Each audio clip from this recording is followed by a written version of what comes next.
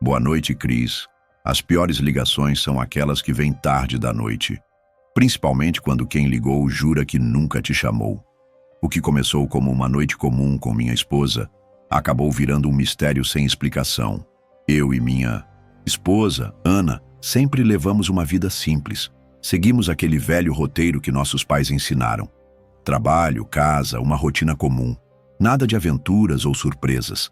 Até aquela noite. Não sou escritor.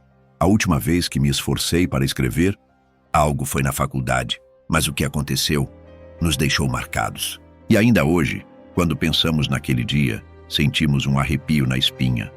Era uma terça-feira comum. Trabalhamos o dia inteiro e à noite decidimos sair para jantar. Nada de diferente. Por volta das 21h, já estávamos escovando os dentes, prontos para dormir. Às 22h, deitados. Às 23h, luzes apagadas, ou talvez um último programa na TV. Aquela noite estávamos assistindo televisão quando o telefone tocou. Era o fixo. Sim, ainda temos um. Ana me disse para não atender. Ligação tarde da noite raramente é coisa boa. Mas, justamente por isso, resolvi atender. E antes que eu pudesse levantar o fone, ele parou de tocar. O problema daquele telefone era que, assim que a ligação caía, o número sumia. Não dava para ver quem ligou. Pensei que fosse um engano. Mas minutos depois, tocou de novo. Peguei rápido. Número desconhecido. Ana me olhou preocupada. Eu também achei estranho. Ligações depois das 22h são raras. Ainda mais 3 vezes seguidas. Na terceira vez atendi. Era Noah, nosso vizinho. Antes que eu dissesse qualquer coisa, ele perguntou com a voz baixa: "Você conhece o homem que está parado na frente da sua casa?" Fiquei em choque. Perguntei do que ele estava falando. Ele só respondeu: "Vai até lá fora", e desligou. Achei aquilo esquisito demais. Quando contei para Ana, ela disse firme: "Não vai lá fora." Mas eu disse que só ia dar uma olhada pela janela. Desci, empurrei a cortina e olhei. Nada. Silêncio. Fui até a porta, abri a tranca da porta de tempestade e fui até a entrada. Olhei para os arbustos, para a rua. Ninguém. Nenhum movimento. Comecei a ficar irritado. Aquilo não era o tipo de brincadeira que Noah faria. Pelo menos não àquela hora. Voltei para o quarto e disse a Ana que talvez ele tivesse nos confundido com outra casa. Ela estava confusa. Eu também. Resolvi ligar de volta para ele. O telefone tocou e foi direto para a caixa postal. Deixei um recado. "Ei, Noah, que história é essa? Me liga." Minutos depois, o telefone tocou outra vez. Número desconhecido. Atendi. Era a mesma voz. "Sai de casa. Tem alguém parado na frente da sua casa." A voz era calma, lenta. E então, silêncio. Ele desligou de novo. Naquele momento, levantei gritando: "O que está acontecendo?" Disse para Ana ficar no quarto. Corri até a janela da sala. Dessa vez, ele estava lá. Um homem parado no fim do nosso caminho, exatamente onde a calçada começava. Estava de capuz, cabeça baixa, o rosto completamente escondido pela sombra. Abri a porta e gritei: "Posso ajudar?" Nada. Nenhuma reação. Ameacei chamar a polícia. O homem continuou imóvel. O telefone tocou novamente. Corri até a cozinha e olhei o identificador de chamadas. Era o número do Noah. Atendi. "Oi. Acabei de ouvir seu recado." "Que história é essa?" Eu congelei. "Como assim, Noah? Você acabou de me ligar, me avisou do homem. 2 vezes ele negou. Disse que não tinha me ligado. Ficou ainda mais confuso do que eu. Disse que não via ninguém lá fora. Fui até a janela. E o homem tinha desaparecido." Fiquei sem reação. "Noah, se isso for uma brincadeira..." Isso passou dos limites. Mas ele jurou que não tinha feito nada. Era uma pessoa tranquila. Nunca foi de pregar peças em ninguém. Tive que colocar a ligação no viva voz para Ana ouvir.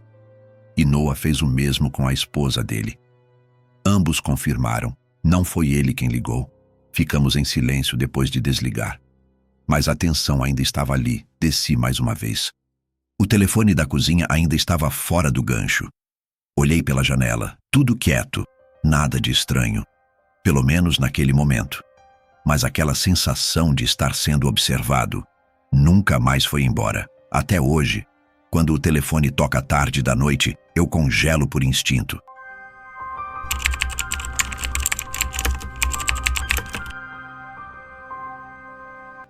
Boa noite, Chris. Tem coisas que a gente só acredita quando vê com os próprios olhos, e mesmo assim deseja esquecer. Numa das minhas noites de plantão, uma paciente falou de um homem que ninguém via, até eu mesma encontrá-lo. Durante muitos anos, trabalhei como enfermeira em diferentes hospitais e instituições. Atendia pacientes idosos, já conhecia bem a rotina e os desafios. Naquela época, eu tinha acabado de entrar em um novo hospital e fui designada para a ala de Alzheimer. Era um trabalho emocional, mas eu gostava. Os pacientes me viam como um rosto jovem, alguém que trazia um pouco de vida para aquele lugar, cheio de silêncio e lembranças apagadas. Mas naquela noite, foi diferente. Foi a minha penúltima noite ali. Comecei meu turno por volta das 21 horas. A maioria dos pacientes dormia até às 23 horas. Todos, menos uma, Lena. Era a primeira vez que cuidava dela. Toda vez que entrava no quarto, Lena me contava sobre vozes que ouvia e sobre um homem vestido de preto parado no canto do quarto que ficava só, olhando para ela. A outra senhora que dividia o quarto pediu para fecharmos a cortina entre as camas antes mesmo do meu turno começar. Disse que Lena não parava de falar daquelas coisas, mas essa companheira de quarto sempre sorria quando eu entrava. Era doce, mas muito calada. Lena estava visivelmente assustada. E, para ser sincera, eu também estava. Não achava que ela estava inventando. Parecia mesmo acreditar no que dizia. E isso me causava calafrios. Ainda assim, fiz meu trabalho. Eu sentava ao lado dela, segurava sua mão e dizia que estava tudo bem. Pedia para ela respirar fundo, relaxar. Lembrava que ela não estava sozinha, que bastava me chamar e eu estaria lá. E por um tempo, funcionava. Certa hora, Lena finalmente adormeceu. Eu saí em silêncio, aliviada. Quando todos os pacientes dormem, o tempo parece parar. As horas se arrastam. Às vezes parece que o relógio anda para trás. 2 horas depois, fui até a rouparia para repor meu carrinho de suprimentos. Estava sozinha. O ambiente era pequeno, silencioso. Fechei a porta para não incomodar os pacientes. Então ouvi algo, um som sutil, como se alguém tivesse falado meu nome. Me virei rapidamente. Nada. Continuei abastecendo o carrinho. Mas foi aí que senti. Uma mão tocou meu ombro. Não foi leve, foi firme, como se alguém quisesse me chamar a atenção. Pulei, gritei, olhei em volta. Não havia ninguém. Saí da sala e olhei pelo corredor. Tudo vazio, nenhuma outra enfermeira por perto. Silêncio total. Voltei ao trabalho. Era isso ou enlouquecer? Enchi o carrinho, me virei para sair e então congelei. Do outro lado da porta de vidro havia um homem parado, vestido todo de preto, rosto pálido, sorrindo para mim. Um sorriso que me fez gritar. Meus gritos ecoaram pelo corredor. A ala inteira acordou. O homem desapareceu da janela da porta. Segundos depois, uma enfermeira entrou correndo para me ajudar. Eu estava no chão, tremendo. Perguntei a ela se tinha visto o homem. Ela só respondeu: "Que homem? Não tem ninguém aqui." Revistamos todos os quartos. Nada. Nenhum sinal de qualquer visitante. Lena acordou com a confusão. Quando entrei no quarto dela, ela começou a murmurar sobre as vozes e os gritos. Ela não sabia que os gritos eram meus, então perguntei: "Lena, esse homem que você vê, ele estava sorrindo?" Ela ficou em silêncio. Suas sobrancelhas se franziram. Um olhar focado, intenso. Pela primeira vez, ela parecia totalmente presente. "Como você sabe?" Ela perguntou. Senti meu corpo gelar. Antes que eu pudesse responder, ela começou a gritar: "Tira-me daqui! Ele está vindo!" As outras enfermeiras chegaram e tentaram acalmá-la. Eu pedi para ser transferida de ala imediatamente. Eles concordaram. Terminei meu turno mais cedo. Não consegui mais voltar. No dia seguinte, mandei uma mensagem para a chefe da enfermagem. Disse que o próximo turno seria meu último. Não tinha forças para continuar naquele lugar. Nunca tive diagnóstico de nada. Nunca alucinei. Eu conheço bem os efeitos da privação de sono. Já lidei com isso antes. Mas naquela noite, algo real aconteceu. A mão no meu ombro. O homem sorrindo pela janela. A descrição de Lena igual à minha visão. Até hoje me pergunto, foi influência da paciente? Minha mente me enganando? Ou será que alguma coisa realmente estava ali? Sinceramente, torço para que tenha sido algo único. Uma vez só. Porque se houver uma próxima, eu não sei se aguento.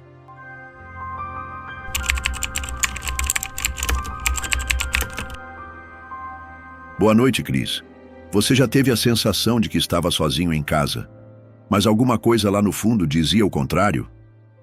Eu aluguei uma cabana no meio do nada, e foi lá que descobri o verdadeiro significado de medo. Em 2021, eu estava passando por um momento complicado com meu pai. Precisava de um lugar só meu, mesmo que fosse por um tempo. Foi aí que encontrei uma cabana isolada, no fim de uma estradinha de terra. O dono, vamos chamar de Senhor João, teve que sair às pressas por motivos pessoais e me ofereceu para alugar o lugar. Aceitei sem pensar duas vezes.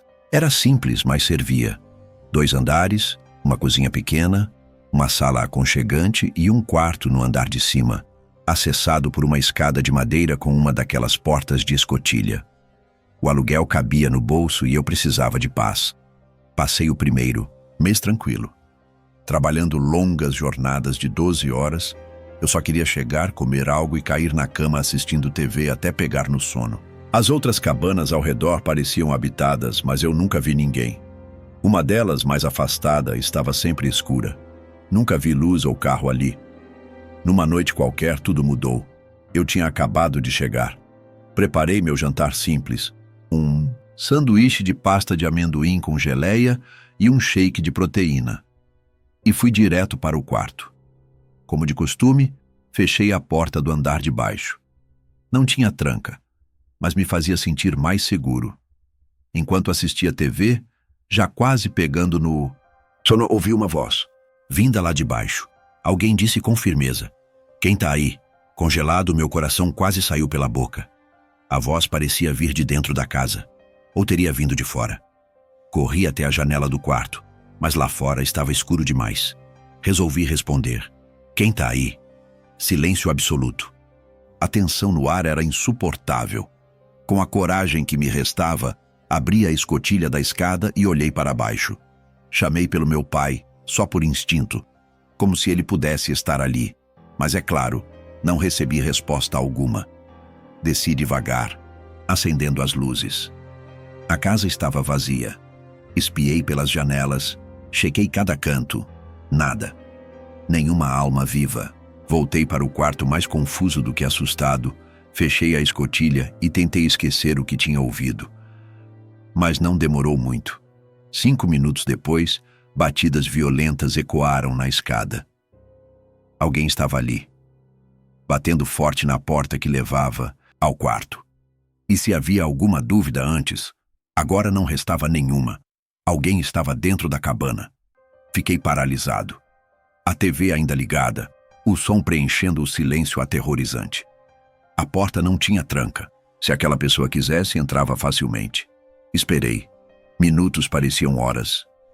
Quando ganhei coragem, fui procurar meu celular. Mas ele não estava no quarto. Teria deixado lá embaixo. Abri a porta e olhei pela escada. A luz da TV refletia em sombras móveis que não ajudavam em nada. Mesmo assim, desci. Não acendi nenhuma luz. Corri descalço até a porta dos fundos e saí, direto para a casa mais próxima com luz acesa. Bati com força. Vi uma figura na janela me encarando. Expliquei pela vidraça que era o vizinho e precisava de um telefone. O homem me olhou e não disse uma palavra. Só continuou me encarando sem piscar. Era como estar num pesadelo. Me afastei assustado. Aquilo estava estranho demais. Voltei correndo para minha cabana pela porta dos fundos que continuava trancada como deixei. Entrei, fechei todas as luzes e procurei o celular. Depois de vasculhar tudo, lembrei de olhar no carro. E lá estava. Ele, no console central. Voltei para dentro, subi as escadas e foi quando vi um homem sentado na minha cama de costas olhando para a TV. Gritei. Ele virou a cabeça lentamente para mim. Não esperei mais nada. Corri escada abaixo, pulei dentro do carro e travei as portas. Liguei para o 190 com as mãos tremendo. Enquanto falava com o operador, vi o intruso saindo calmamente da casa e caminhando em direção ao bosque. A polícia chegou, fez uma varredura. Quando contei o que tinha visto, o policial apenas perguntou se eu tinha outro lugar para dormir. Voltei para a casa do meu pai com a roupa do corpo e o celular. No dia seguinte, peguei o resto das minhas coisas. O proprietário devolveu parte do dinheiro do aluguel sem fazer muitas perguntas. Quando descrevi o homem, ele só balançou a cabeça. Aquilo me incomodou. O vizinho estranho, a pressa do dono, o homem no meu quarto. Parecia tudo conectado. Ou talvez fosse só minha cabeça, tentando dar sentido ao que jamais faria sentido.